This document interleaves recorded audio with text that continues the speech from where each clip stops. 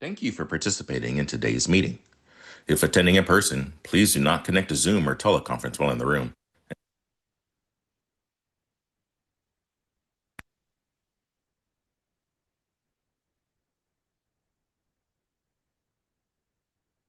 Thank you for participating in today's meeting. If attending in person, please do not connect to Zoom or teleconference while in the room, and please silence all devices. If translation is provided, click on the globe at the bottom of your screen to select either English or Spanish. Public comment will be taken.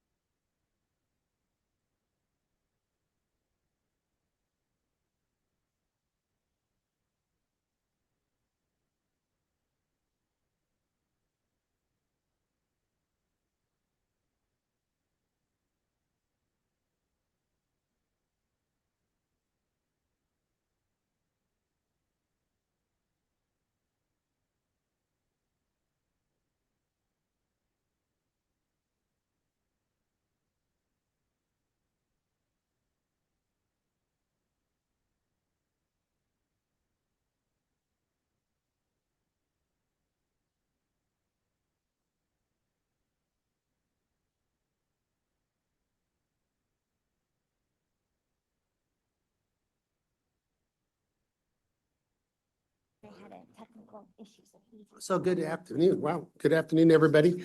Apparently the housekeeping remarks played remotely, but we've already heard them in our head. So I think we'll just move on. I think the 3-day weekend's kind of hurt our quorum, but do we have a full quorum yet? Are we in close? Yeah, let's do roll call, please.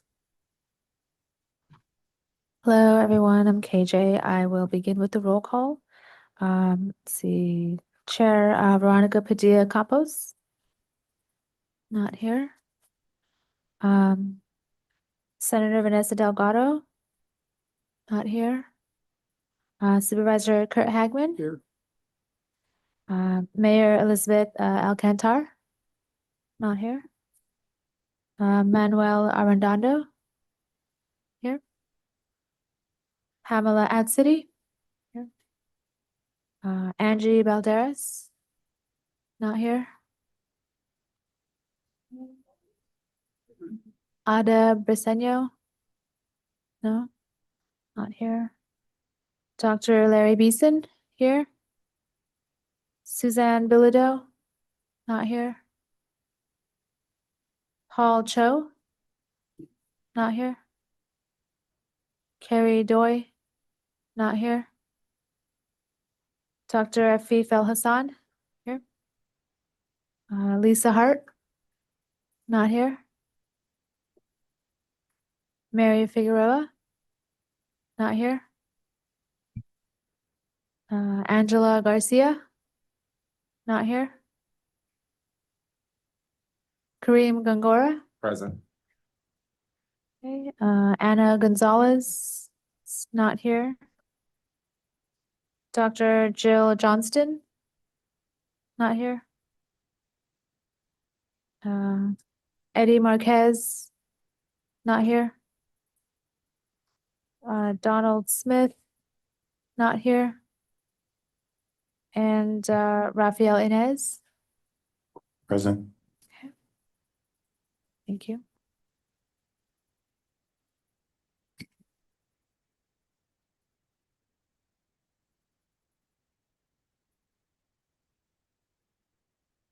Anybody else online? 7 are present, no quorum. Okay. Oh, okay. So they haven't noticed. Okay. Well, it was kind of anticipated on a 3-day weekend. It may be kind of light today, so we can't take any action items. We do have, and the chair asked me to fill in for her since she wasn't going to be here. And so we can't take action items. 1 on the motions for the minutes, which we'll pass it off. I guess next month we'll have 3, maybe. Do we have any review of the follow-up action items on number 2? Yes, we do. Thank you, Chair. So we had 2 action items. The first was to share a link regarding the breakdown of mobile sources with the advisory group. And our staff sent that information out via email on May 13th. The second action item was to provide the multiple air toxics exposure study 5 meets 5 study links and details to the advisory group. And that information was also sent out on May 13th. And that concludes our action items. Thank you. Somebody have any follow-up on item number 2? Any questions of the staff? Ever got a copy of that? They're happy? So any other public comments? I guess we're moving on to discussion items number 3. It's find application for facility map. Good afternoon.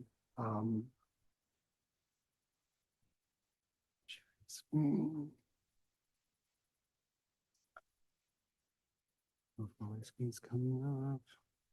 Oh, I took it as, there's no dots on my thing, so I thought it was. There's a find lot it. of dots. It's like find what? Okay. So good afternoon, Xin Chen. I'm the IT manager for application development. I'm here today just to talk a little bit about our Find tool. So the Find tool is actually stands for Facility Information Detail. And it's a mobile-friendly web application that allows the public to have a little bit insight into the facilities that are regulated by South Coast AQMD. It provides information about compliance information, facility details, and emissions, and we'll see more. Here's the links to the application, but today we'll have a little bit opportunity to do a quick demo, so I'll show the links later. There's multiple ways to search for facility in Find, and the basic ones are the name and address search. If you do know a little bit about the facility detail, maybe we can search by facility ID, the application number, even the notice of violation or notice to comply numbers, even hearing board cases. There's a couple of ways to search inside Find, and a text-based search and a more map-based search. And we'll see more of that. Okay, so information provided by Find. There's some basic information about the facility detail, like name, address, the status of the facility, and the industry it's in.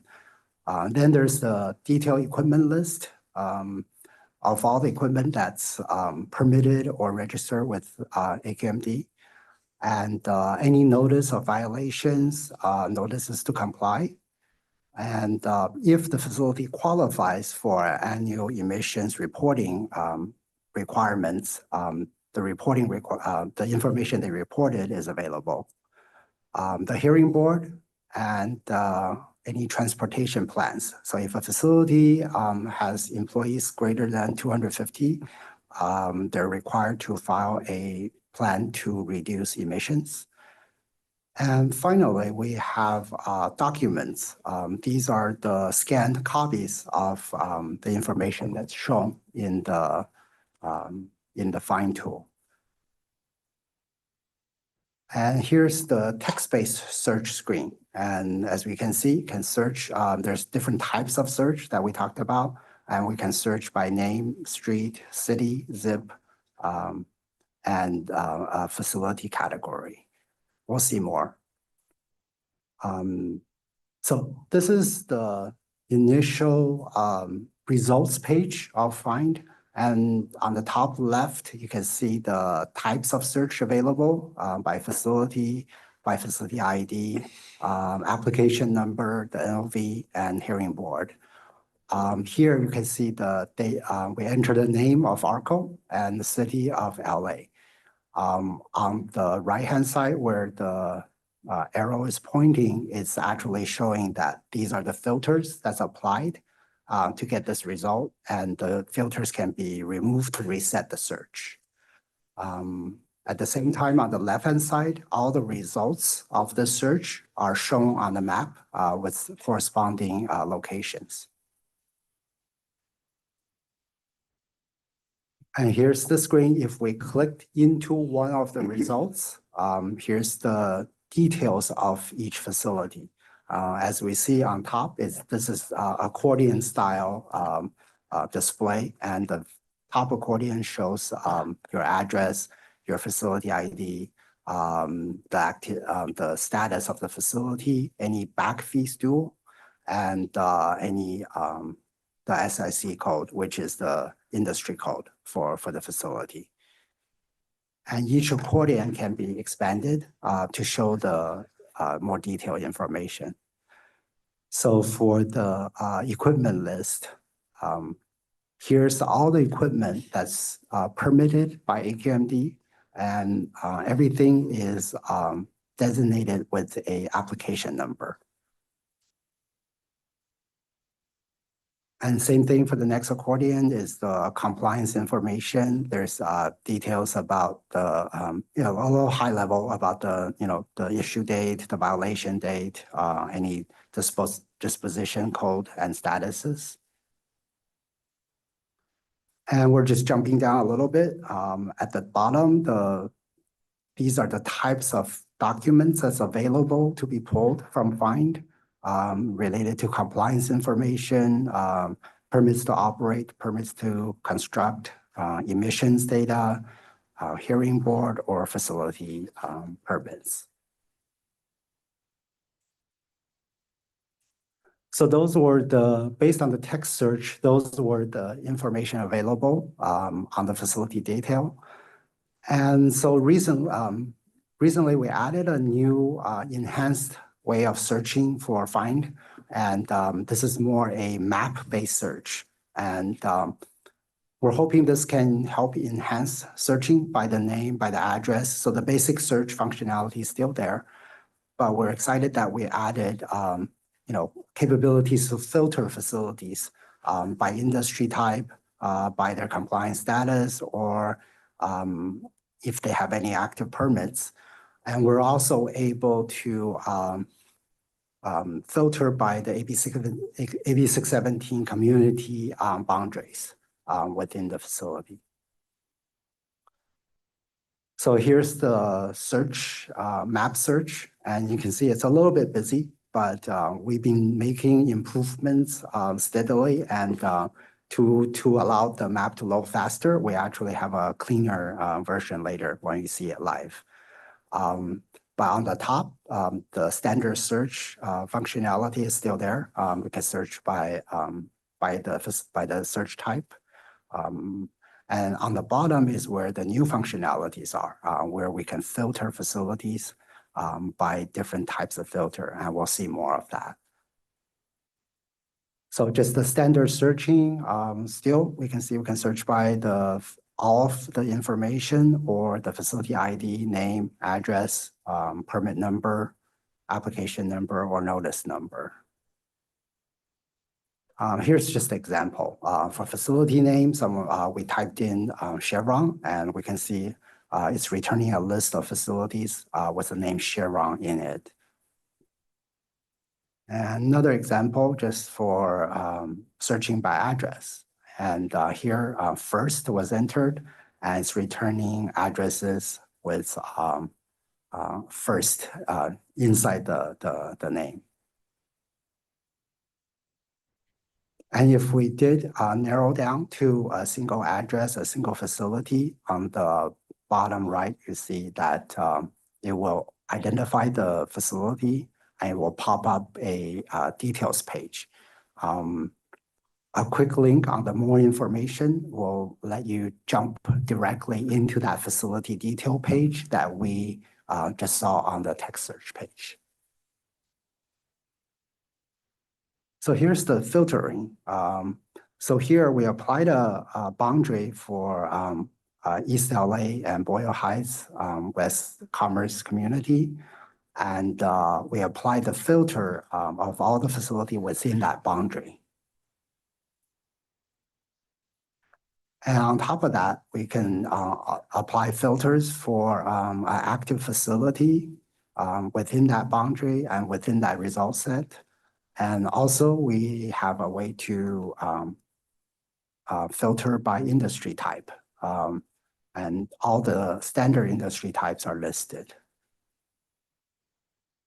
More filtering capabilities are on the compliance side and also by facility location. So for example, we can type in a street name and all the facility along that street will be returned.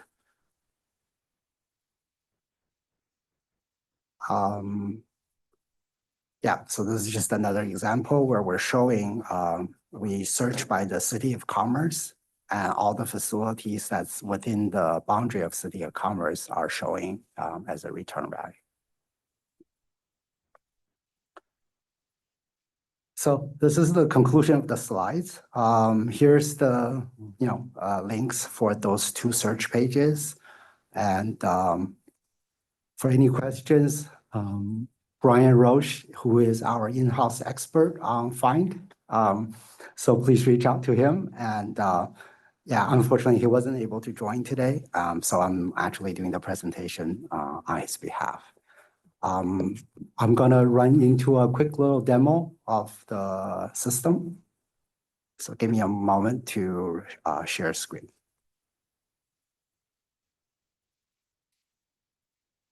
Is it just me or can anybody else see that screen? It's a little small, huh? I'm sitting there busy texting Wayne. We need a bigger screen in here. We can put small stuff on there. Ron will be happy to hear that.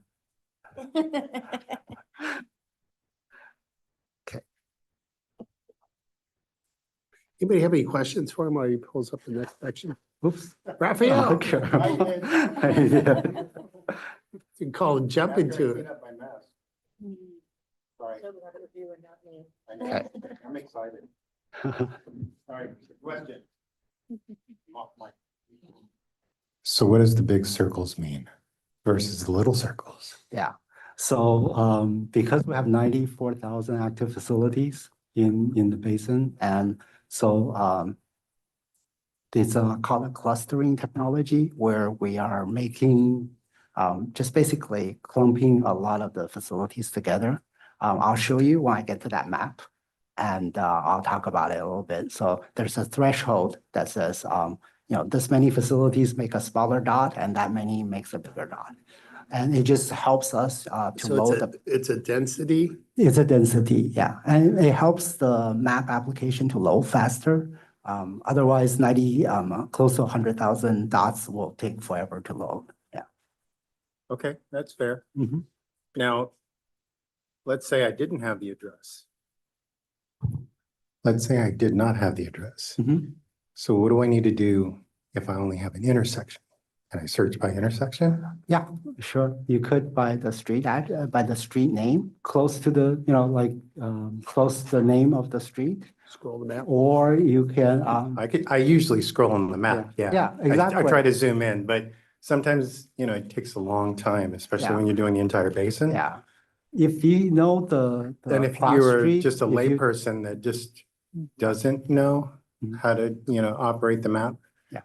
Yeah. I know you said the prompt says address, but perhaps you could just put nearest intersection. Yeah, we could look into that. That would Yeah. be great. Sure. And Thank you for how that. often is the information updated? Is it? The Or information is real time updated, or- yeah, every 24 hours. What? Yeah. So I overnight. stole it from you. Raphael. No, that's good. That's good. So now the next question, or at least the more detailed question to that question that the kind board member asked was, when a facility is found or not found in here, Mhm. let's say by a person or an inspector or a member of AQMD, what's the steps? I mean, is there like something in the find where someone can send a message to the support staff? Hey, there's a missing facility. Or if a facility is found that has that's blank in terms of like all the attributes? Who updates that? How does that, Yeah, what's the process for that? sure. Even internally? So I think easier answer for the, if the information is incomplete, but we do have the facility, contact us through the web, at the bottom of the app, there is a way to contact us, and we will reach out to the corresponding divisions to make sure the information gets updated. However, if the facility is missing, that means, that's why I said, this is returning information about facility that we know about, right? To identify new facilities, I believe it's our compliance division that needs to be involved. I'm not very familiar with that. I'm just the IT group. So maybe I'll let them answer, maybe we'll take that offline, have them as an action item to answer that procedure. But I'm sure they have one where inspectors will go out to the facility once it's identified to find out if they are indeed need to, comply with our regulations. Yeah. Mhm.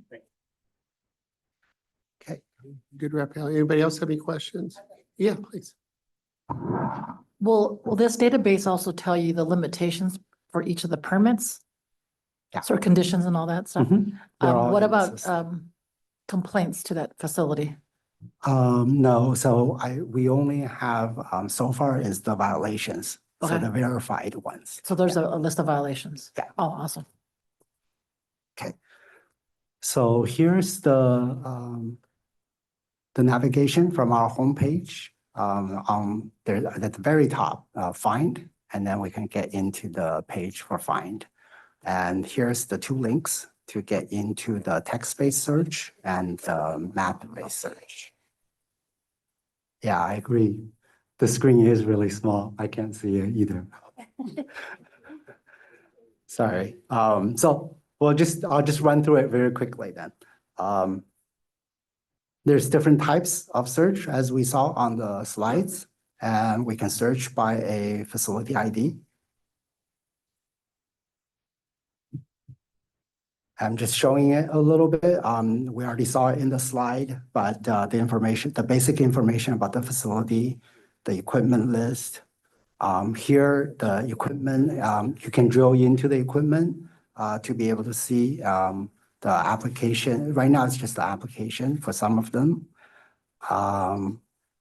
Then we can get into the compliance-based information. Here's some of the high-level information on this ticket.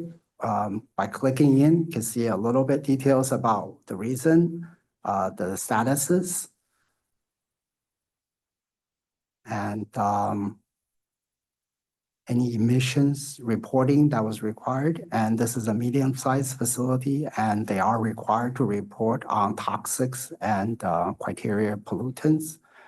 So for year 2023 is there. 2024 is just being reported now, so it's not available yet. But 2023, the criteria pollutants are here, and the toxic pollutants are here for that year. This is just a very high level hearing board cases, which is the case number and some status. And this facility was subject to file a transportation plan. So the information on that plan is here. And finally, all the documents that's related to this facility. And for example, if we went into compliance, this is retrieving from our document management system. So this is the same ticket that we just clicked into the detail. Sorry, it's hard to see, I understand. It will show you actually the paper backup of that exact ticket.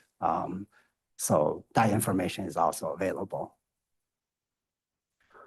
Then I'm gonna jump into the map search a little bit.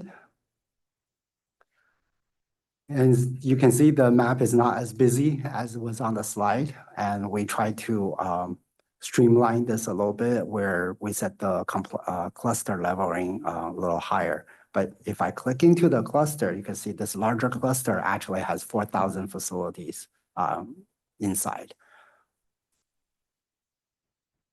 And the basic search is still here, and we can search by street address.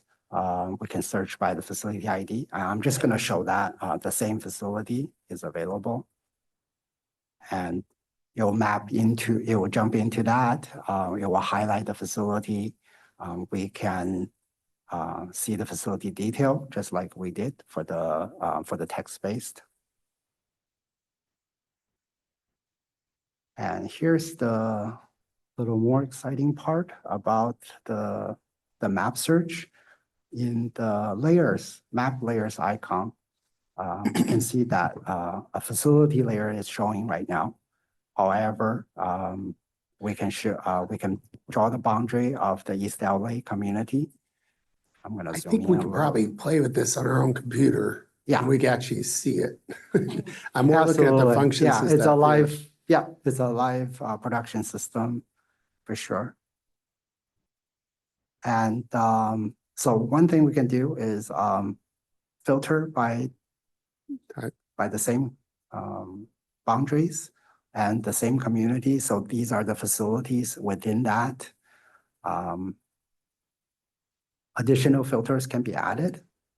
So this time, let's just say we want to see all facility with an active permit within that boundary.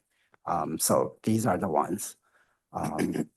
We can select, the facilities that qualify to or are obligated to report for AER. And then I think the more interesting one is the search by industry type, where let's see within this region, what are manufacturing facilities, and they will show up here. The facility address search, the location search may be fun to show.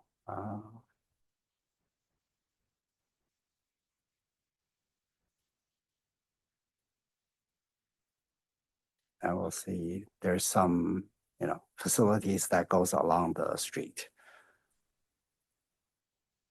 And that's about all for the quick demo. I know I ran through it really fast because I realized the screen is very hard to see. So I didn't want to stay on that for too long. Be happy to answer any questions.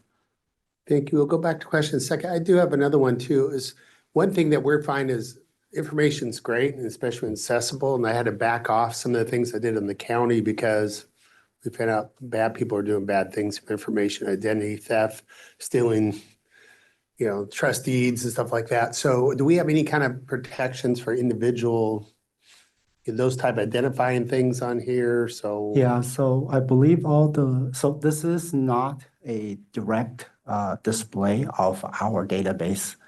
So all the PII related information have been vetted by our different departments that owns the data, and they have been vetted, and these are the data that's deemed okay for public information.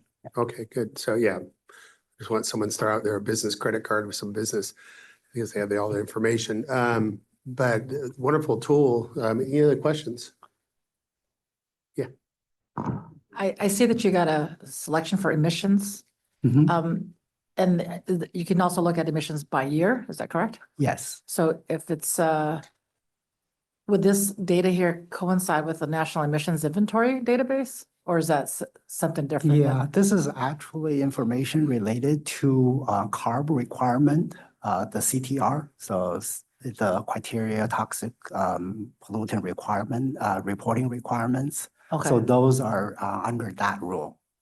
Beyond that, sorry. no, Yeah. we just have a lot of high pollutant days that we want to look at, and we kind of want to, does it actually filter by pollutant maybe then? It does show you by pollutant, but it's Okay. for the year. It's an aggregate per year. Okay. Yeah, it's not on a Sure. daily Okay. reporting. Thanks. Yeah. So I guess one last thing is the find information is also available on our mobile app. So if you do install on the mobile app, the facility layer is also on the mobile app as a mapping layer, and you can drill into the facility detail just like this one. Yeah. Thank you for your presentations. So any other questions? This is a receive and file. No motion required. Next one is Assembly Bill 617 update. And tell us all about it. Any public comment? I don't think there's any public here. You have any comments out there? Okay, I'm just wondering. Yeah, thanks. Hi, everyone. Win-Win Vo, AB 617 manager in our community engagement and AIR programs. Thank you for having me here to discuss with the advisory group updates on Assembly Bill 617, also referred to as AB 617. This year, we've had continued growth and SERP implementation, of course, with the help of our community steering committee. So I just wanted again, to say thank you for all the hard work they all do and collaborating with South Coast and CARB through this process.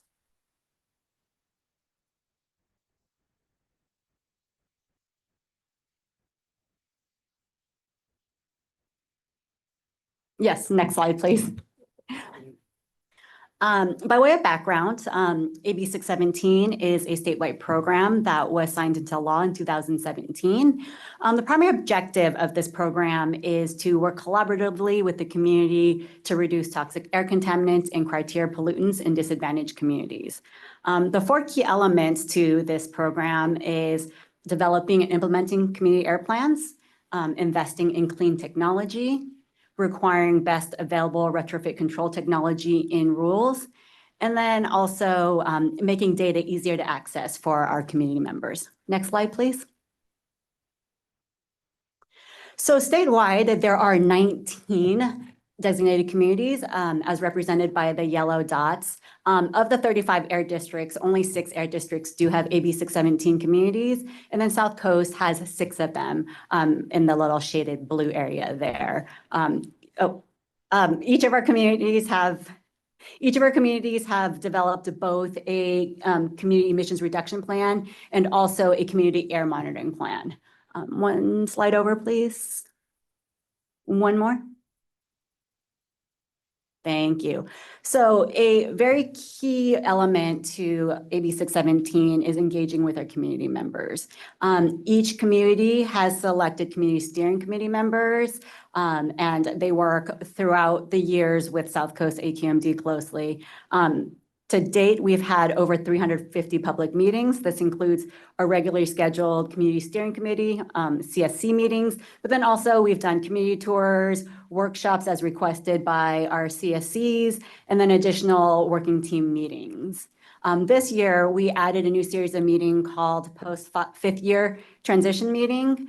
So that's been a new series we've had for the last 5 months. Next slide, please. So what is this community emission reductions plan I keep on referring to?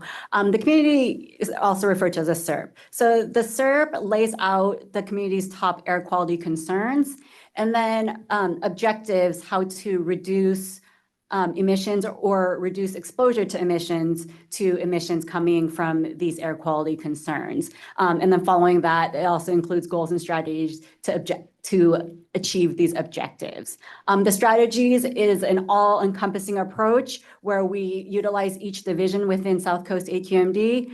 We have monitoring, we have enforcement, we have an incentive program, lots of public outreach, and then of course, rules and regulations. Next slide, please. So now I'll get into the actual data and statistics. So since the inception of the program, we have approved approximately $355 million of incentive funding to our 6 communities. That money has gone to locomotives, harbor and port crafts, green spaces, residential and school air filtration systems, and zero emission trucks and infrastructure. With those projects, we've seen a great reduction in nitrogen oxides, diesel particulate matter, and volatile organic compounds. Next slide, please. So I'm glad I put that caveat at the bottom because we actually just updated our data last week. So the numbers I'll give you are as of March 31st, but to date, for all 6 communities combined, we're about 51% complete. Then there are about 20% of our objectives that are what we consider nearing completion, which maybe requires 1 or 2 more items that need to be done, and then we can consider them complete. And then 25% that are in the process of being worked through. And then we have about 5% that we have not started. Next slide, please. So all this data can be found on what we are referring to as our AB 617 SERP implementation dashboard. Last year was very exciting because that's when we launched the first version of the dashboard. And then this year we incorporated a lot of CSC feedback and have now have a new improved second version of our dashboard. Next slide, please. So one big achievement that we want to talk about from this last year is our newest community, South Los Angeles, completed what we call their participatory budgeting. They allocated their $11.2 million in incentive fundings to 5 different projects that cover 3 of their 5 air quality priorities, which is their mobile sources, general industrial facilities, and auto body shops. Next slide, please. This is the post-year 5 transition meetings I referred to earlier. So just to be clear, South Coast AQMD is still committed and will be completing all 6 community SERPs. But these post-year 5 transition meetings, we really just wanted to start strategizing with our community members about next steps. You know, how can we continue collaboration and work to serve our communities as we wrap up and complete each of these community SERPs. Some of the feedback we've heard from our community includes, right, continuing similar work that we've done in our SERPs, data collection, monitoring, enhancement, rulemaking, incentives. But, you know, we heard a lot from a lot of our community members that they also would like to see some health effect studies tied to the AB 617 program. Next slide, please. Another series of outreach meetings that South Coast AQMD has done is called C3PO, Critical Community Conversations for Purposeful Outreach. And these are monthly meetings where our team goes out in the community to engage directly with all our AB 617 stakeholders, you know, from sister agencies to regulated businesses, and then, of course, our community members. This last month in April, we had a C3PO at our headquarters where we invited CARB, one of our consulting firms, and then also a few of our community steering committee members. And there we discussed community air grants and, you know, how to engage and work with our communities more productively. Next slide, please. So a very good place for you if you want to talk all things environmental justice and AB 617 and meet our community steering committee members is at what we call our annual community engagement event. Here, there will be an opportunity for you to meet all 6 CSCs in one setting. This year, it will be on Saturday, October 25th at headquarters here. So we hope to see you there. Next slide, please. So we will be continuing to work on AB 617 and everything that comes with that. Right now, right, that includes updating our implementation dashboard, working to make the data even more accessible for our communities. We'll continue all of our regularly scheduled meetings and more as needed. And then, you know, completing, implementing all of our SERPs. But we're also kind of looking forward, right? We're now starting to collaborate and see how we can work with community-based organizations in order to start getting ahead on our community air grants and what CARB is calling the local community emission reduction plans. Next step, please. Next slide. That concludes my presentation. I'm available for any questions. Thank you very much. I hear about the reports all the time, but I get to figure out what goes on behind the scenes there. So thank you. Questions? Raphael? Lisa? Thank you. You mentioned participatory budgeting, and I've always been really interested in that. So I'd love if you could expand on that, please. I'd love to hear more. So participatory budgeting, you can tell me to give you less details if I'm giving too many details. So basically each community was given incentive funding. And CARB stipulations on incentive funding is it needs to go to a project that is laid out in their SERP. So it has a tie to one of their objectives. For example, zero emission trucks or zero emission infrastructure. A few of our communities, almost all of our communities, were really interested in green spaces. So that was written in their SERP. And so basically, the community got a certain amount of money. And then from there, we held a series of meetings and surveys so that the communities can say where they wanted their money to go, right? If you give me a second, I can pull up some numbers for you if you would like. Sorry, I don't have these memorized. Does that go directly to the improving the air quality? I mean, there has to be some kind of ratio. Do you think you want to spend the money, the most bang for your dollar type of thing? Not really. CARB has been a very CARB, if the community is supporting it, then CARB will most likely support it. For example, I know, green spaces don't necessarily reduce reductions, right? But I'm sorry, they don't reduce emissions, but it is something that a lot of our communities find very important, right? The vegetative buffers and all of that. So it is something that CARB fully supports. But we do have to get each of our plans approved by CARB. So if the community is going down a path that CARB will not fund, then we'll either have to revise the project or we will have to find another project for them. So we could spend millions of dollars and really have no effect on the health, air quality. I guess In theory. in theory, yes. But so, I think some people agree or disagree on whether or not, trees and planting trees actually impacts air quality, right? We can say there's tangential impacts such as, reducing heat, and certain trees can, absorb certain pollutants. But, on the flip side, there's other arguments to why it wouldn't. Sorry, Can I- thank you. Can I interject something here? Yes. I'm from the Coachella Valley, and I'm only speaking about the eastern Coachella Valley, 617. And I personally, and I know a lot of people are very pleased with how things are being done. We did participate in the budget thing. We decided which areas we were going to work on, and of course, we had to get them approved.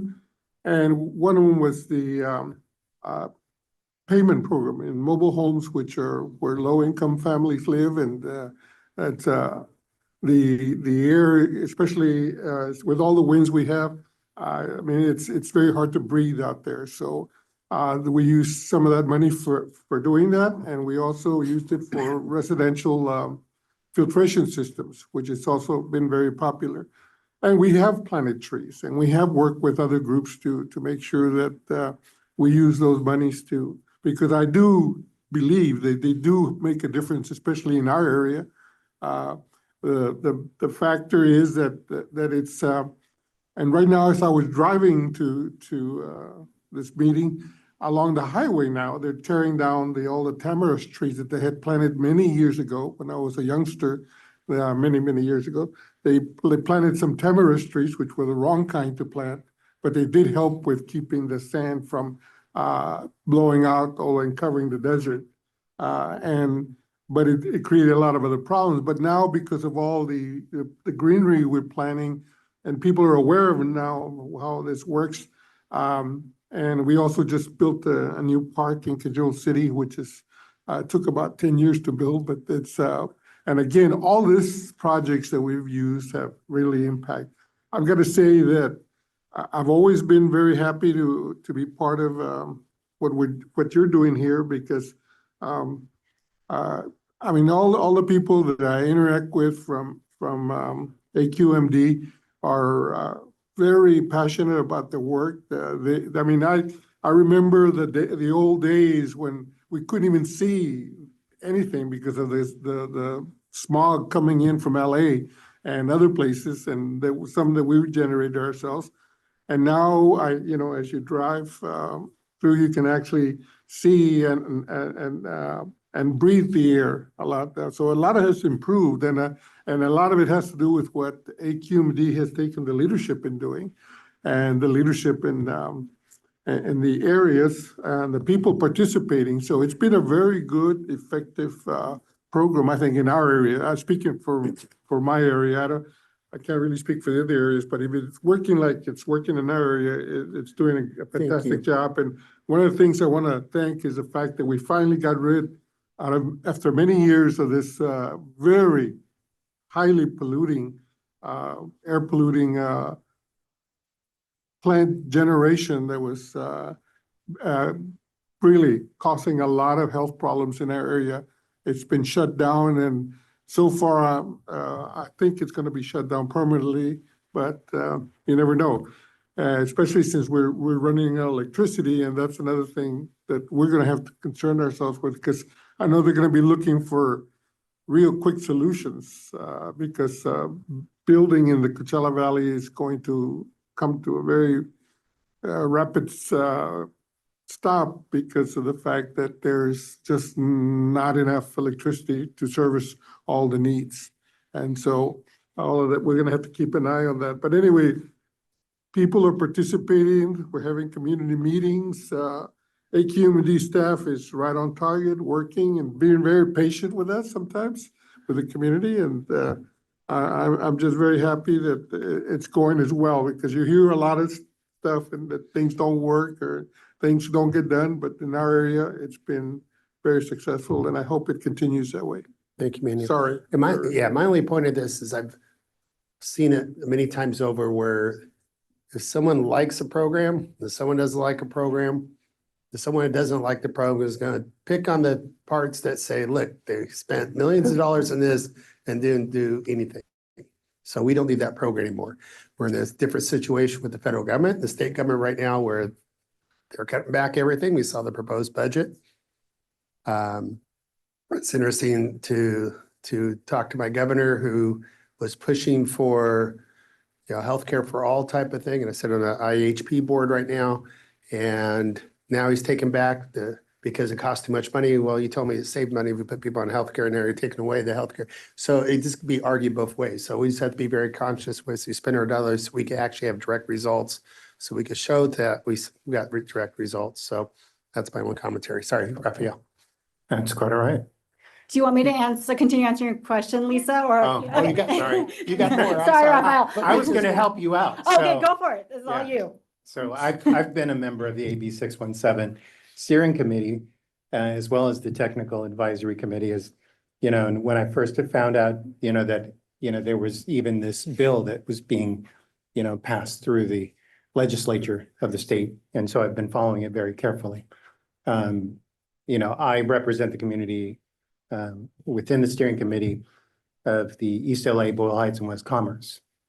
So I understand firsthand about all the, the workings and the groups and whatnot, as well as trying to help, CARB in their tweaking, if you will, as a community expert of their blueprint plan for future SERP implementations.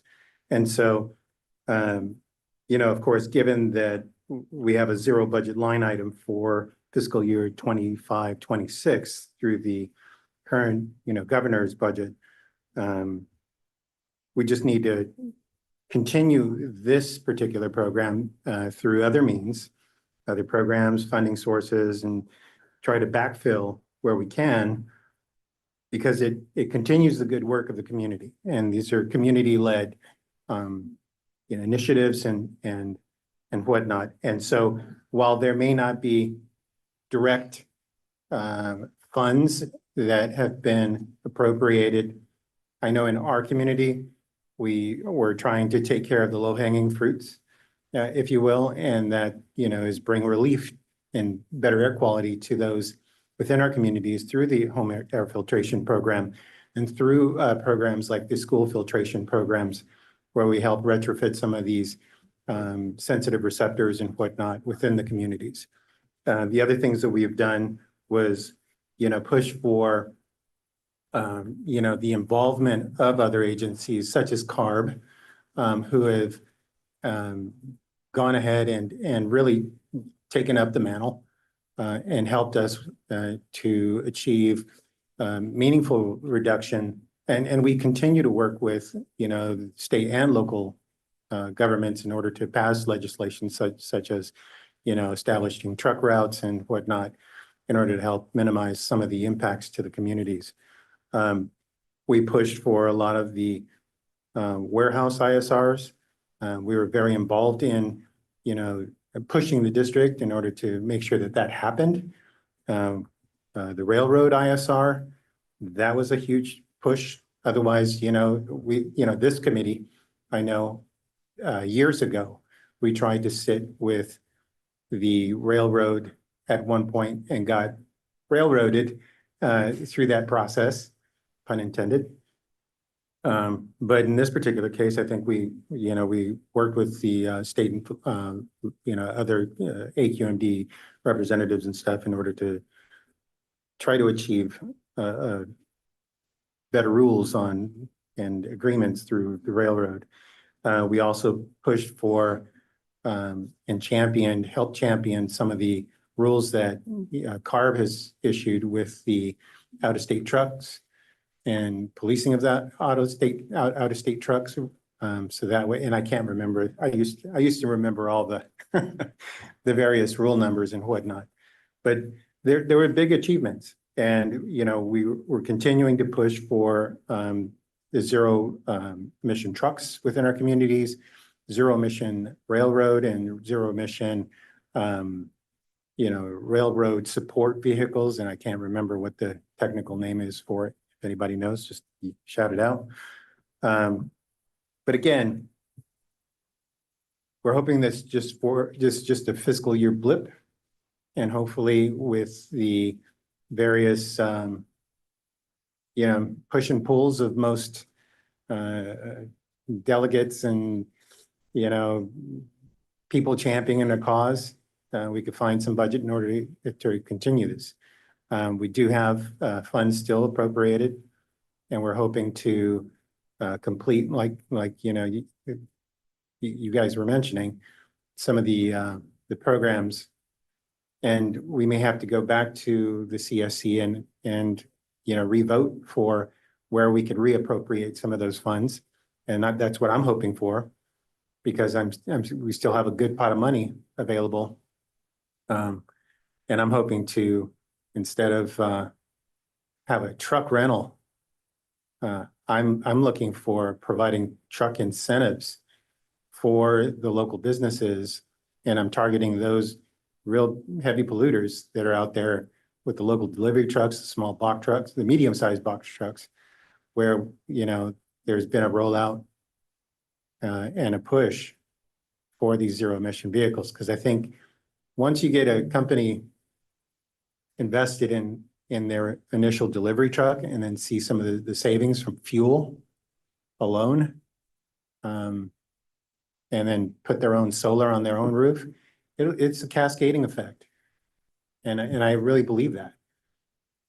And so I'm hoping that, the board can really help us in maintaining this program and not losing the focus. Thank you. Did you have more, by the way? Presentation, no, but. Lisa, did you want more answers on that? I actually don't think it's answered yet. Yeah. So I would love it. Yeah, so like I said, each community got allocated incentive funds. And then from there, I can't remember I said it, sorry. But the monies does have to go to something that is in each community's SERP itself. And so what staff did was we laid out potential projects, pros and cons, how easy, time consuming, dollar, like emission reductions per, dollar for emission reductions, et cetera. And then we had the community vote on it.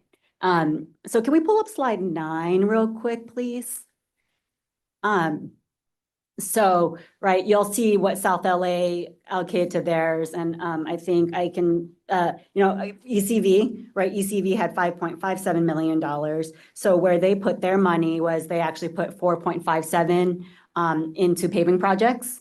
And then the other 1 million into air filtration systems and purifiers. Another example, East LA, they also had $5.57 million. 1.8 went to zero emission trucks. And then 1.8 went to home air filtration systems. And then the last 1.8 went to school air filtration. So it was just up to each community how to allocate it all out. And then from there, so South LA did do it a little bit differently. Their process was a little bit longer than the other communities, but basically each community steering committee member got to vote on their priorities and then also the funding they wanted to put towards it. And then so it was just, we took the top however many to add up to, the amount they were allocated. So did they all have the same discrete initial population, if that's the right word, of possibilities to vote from? Or did No, they could all make up their own choices? it had to tie back to the SERP. Okay. Like for example, right, ECV, Eastern Coachella Valley is the only one that has road dust as one of their air quality priorities. Okay. And so Wilmington, Carson, West Long Beach couldn't do that. But, vice versa, Wilmington, Carson, West Long Beach has the ports. And so they put, almost 3 million into port and ship harbor crafts. But say, San Bernardino, Muscoy can't do that. Sure. So, Okay. Those were community led, Okay. goals. So it was toward. So these are all community, Okay. goals that the community came up with, not so much anyone else did. Okay. And so as each community comes up with their goals, then now that whole plan, all of those goals become the SERP, Okay. the Community Emission Reduction Plan. And so, Monica, can we go to slide 5 and so real those quick? plans have specific goals. And so that money, the CAP incentive funds, will go towards fulfilling those goals. And so the goal here now, because there are, I think, three communities or no, three. So there was like a first year community, second year community, and then I think there was a third year community, right? And so with each year, there were a certain number of communities that were selected to participate in this type of program. The first year had 5 communities. The next year has had, I think, 4 communities. And he's referring to statewide, not Yeah. AQMD. Oh, And so, and then the last year had, I think, 3 or something like that. So in all, we have 6 of those communities, as she was saying. And so each community comes up with their own plan. And then, we work towards completing those goals of, let's say, road dust, accumulated dust prevention and control. And so with dust prevention and control, paving would be an effective because now you're controlling all of the road dust. And then with the road dust, there's also very high levels of toxic heavy metals that ultimately get suspended in the air and people breathe it and then, high risk of cancer. okay. That's very helpful. Thank you. Yes. Go ahead. Thank you. Thank you for the presentation and also for the discussion. What is the end date for the program? So when the SERPs were initially written, we did think it was going to be a 5-year program for each of the communities. But we are coming up to our 5th year for our first 3 communities. And there are still some objectives that we need to complete. So we will South Coast AQMD will work towards 100% completion of these objectives. And that's going to be a process that we work through with CARB, our Community Steering Committee, and then South Coast AQMD. CARB is not going to buy off on us saying we completed the SERP until the community is happy with it. So, there have been a few objectives that we could not necessarily complete. And so we're trying to kind of pivot and find tangential similar objectives, or, we're just letting the community know like, hey, this is infeasible. So we're still working through that, but it's supposed to be 5 years for each community from date of CARB approval. But like I said, both CARB and South Coast are committed to seeing the SERPs through. How much money has been expended so far for this project? The whole program, or? Yeah, because obviously you had a slide 6, that showed 354 million has been approved. Is that the total amount, or is that what's remaining? So to clarify, this is just for the incentive funds, Okay. right? Because we have implementation funds and then we have Oh, additional okay. funds. But maybe Walter, do you have that number off the top of your head? Yeah, no, thanks, Wen. So everyone, my name is Walter. I'm the director overseeing community engagement and air programs. I work with Wen on the AB 617. Can everyone hear me? I don't know if the mic is A little closer. awesome. Great. Thank you. Well, good afternoon, everyone. No, yes, correct. So the 354 is what's been approved, and those are only going towards mobile source related type projects, right? But there are other funds that are being expended using similar funding sources for what we were talking about. Uh, um, pres- budget, I can never pronounce it, budget participatory efforts, right? Whether it is for road paving for ECV or residential school air filtration, those kinds of efforts are using the same pot of funds. That's not included here. This is only regarding incentive programs of mobile source nature. But overall, I don't have that exact number off the top of my head. But if I were to make a guess, for those kinds of budget participatory efforts, which includes, again, like I was saying, road paving, zero emission trucks, green spaces, and air filtration projects, I'm gonna say probably add another, 20 million on top of that. Okay. Something along those lines. So I guess my questions are kind of leading to, will you get to expend all these dollars? And what is the plan, I guess, to get there? So you're not in the 5th, the 6th or 7th year of having to extend and continue spending, because I don't know. I mean, obviously projects and timelines take their route. And funding at the source of those projects, whether it's like a public charging location, would depend on permitting and things like that. I guess, how do you plan to work through that? Yeah, absolutely. So we're working close collaboration with ARB on specific liquidation deadlines. We've been very successful in liquidating previously funded projects using AB 617 dollars. Using infrastructure projects as an example, yes, I think the liquidation deadline for a lot of those funding sources are like 4 years, right? But then a lot of the infrastructure projects may take more than that. However, we've been working with ARB to extend the liquidation deadlines by 2 years, and they've been very flexible and very willing to work with us in that partnership to do that. So we've been very focused on the spend down and the target for liquidation on those. So thank you. That's awesome. And my other question, obviously it's more of a personal thing, but what has been the most innovative program you've seen implemented statewide so far? Wow, that's a very broad one, but I want to give a shout out. I'm thinking more public-private partnership, because I guess you get a bonus. Yes. I mean, obviously from a stakeholder perspective, it looks good when you have 5 partners, someone, matching the funds to help you get to to your internet outcomes. I'll probably think about this in about an hour and be like, I should have mentioned that. But I just want to give a shout out to not only our division, our division, but to the Technology Advancement Office, because answering your question, Raphael, what you were mentioning is the Clean Truck Loaner Program. The Clean Truck Loaner Program, to me, that's very innovative, because we're partnering with the different dealerships to provide that. There's a technology hesitancy with these truck operators, and they don't want to commit and invest X amount of dollars on technology that's not reliable. So having this kind of option for them to explore and to be able to loan out a truck and see whether or not they like that zero emission technology, I think that was cutting edge. We've been going through and working through that truck loaner program for quite some time now. Right now, of course, we're still working the details with the dealerships and having legal review on a few items, but nevertheless, I think that in itself is out of the box thinking and cutting edge and answering and checking the boxes to answer the community concerns, but also at the same time ensuring that the AB 617 program remains a very lucrative, not lucrative, but very successful and feasible to the communities.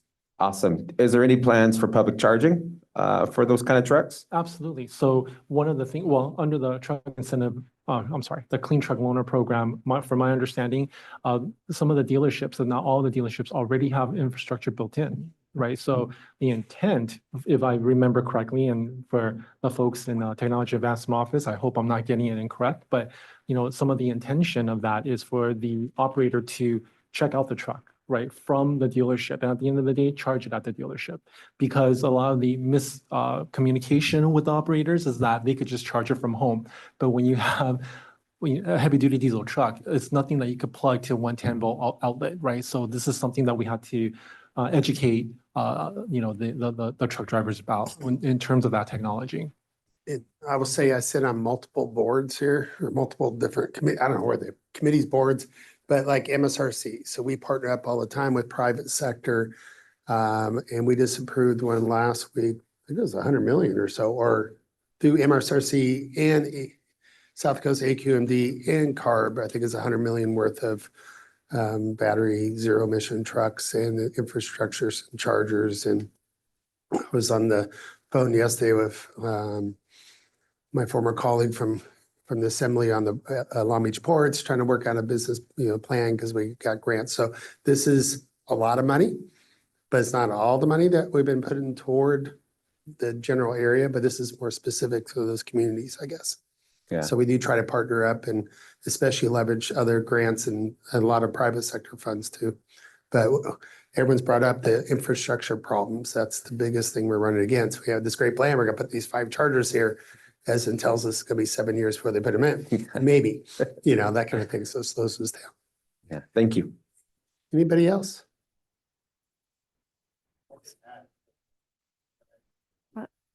Do you want to add? I was just going to wrap it up because we have someone who's patiently had their hand up for maybe the last 30 minutes. So I just wanted to make a pitch quickly. Rafael, you brought up the fact that looking for other funds, especially for like smaller fleets, last mile freight. So yesterday we had our workshop for Invest Clean grant, which we've presented here on. That's the EPA grant that South Coast AQMD led for the region. It's almost $500 million. So those program announcements will be going out shortly on the summer time frame. The first one will come out in June for the battery electric switcher locomotives. Then we have heavy duty charging infrastructure, heavy duty trucks class 8, and then last mile freight, which is going to be run by SCAG, and then cargo handling equipment. So lots of resources going in to helping transition to cleaner technologies and building out the infrastructure. And then last comment is that another thing Rafael had mentioned is the governor has recommended to zero out AB 617, but that is just a proposal and the starting point for that budget discussion with the legislature. So right now the legislature is holding hearings on what will actually be funded in the budget going forward. So we have been participating in the hearings and testifying in support of the program. So just wanted to let you know that's just the starting point of the discussion. It's not the ending point. So that's it. And just real quick, so Kareem, some of the innovative stuff that has happened, we have the automatic license plate reader along with the snapshot of their tailpipe emissions that CARB runs. They set up a overhead tripod right in an intersection, bam, bam, bam, nails all the violators and trucks and all that stuff. That's one of the technologies. In terms of statewide, we had our AB 617 community up north in the ag area. One of their concerns is, of course, the pollution from fugitive fumigation from the irrigation fields and all that other stuff. There was a push to have advance notification just out to the entire community and whatnot. They got massive pushback from the state and local government, not the state, but rather the local government that did not want to do that. They heard that in the state, got passed statewide. Now it's a law that they have to do the notification. So good work is coming out of these AB 617 communities. That's why there's a push to continue that good work, because the communities are going to continue to push AQMD, push CARB in ways that benefit most to this community, to these various communities. But again, these are all going towards the ultimate goals of all of these air communities, and that's to reduce emissions. Thanks. Thank you, Raphael. We're going to go online to 310, last 3 digits, 230, please.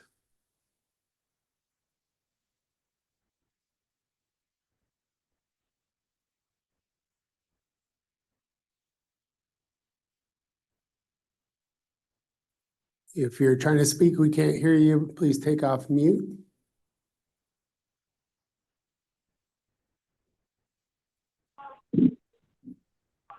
Hello, am I being heard?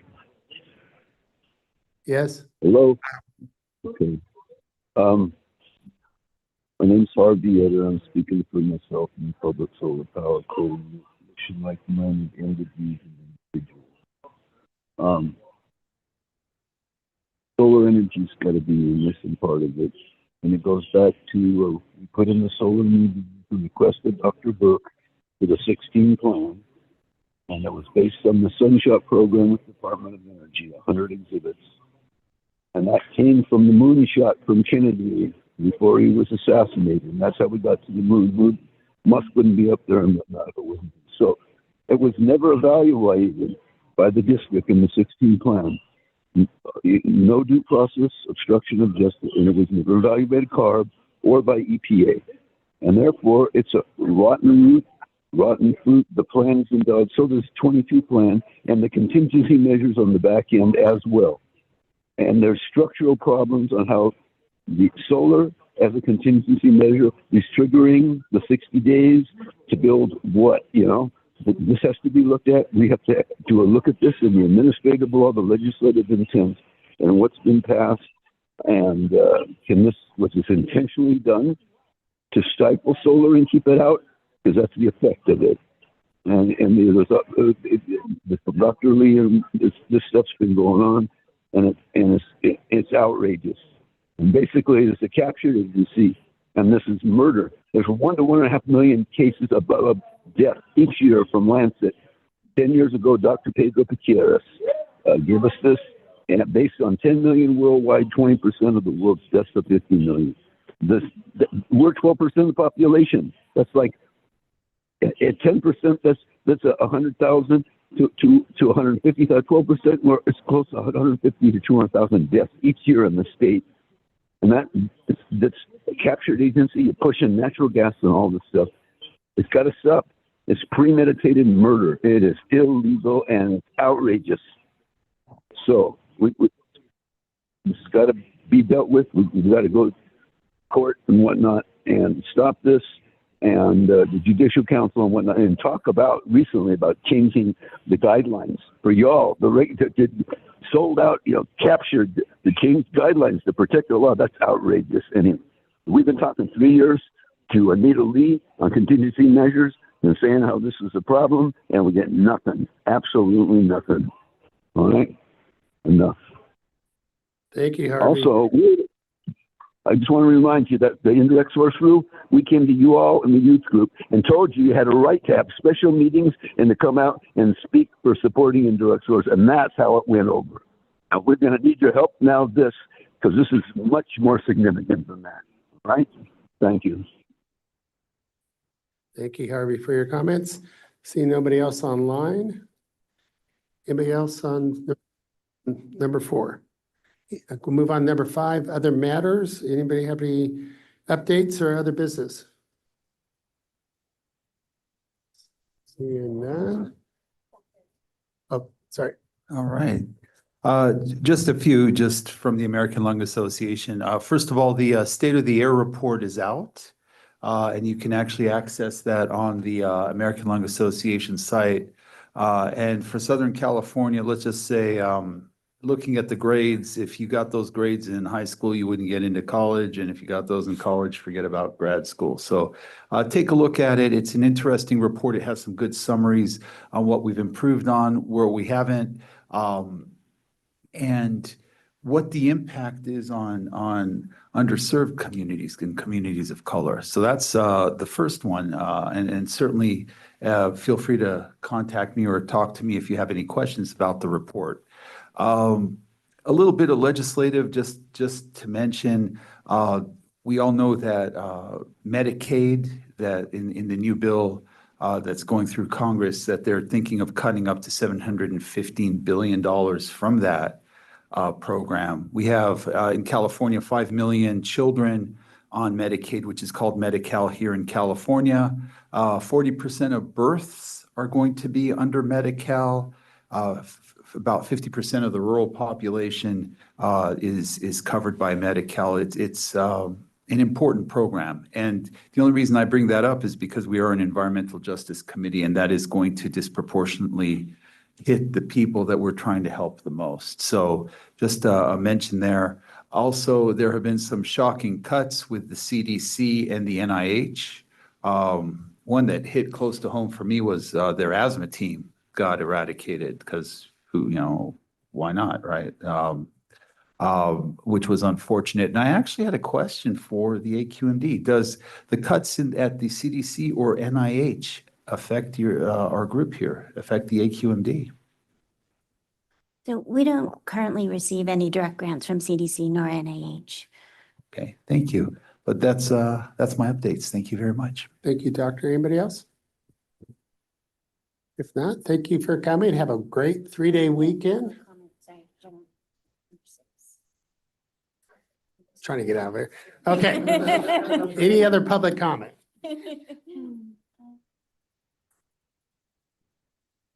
Nothing online. We're good. No public in the audience.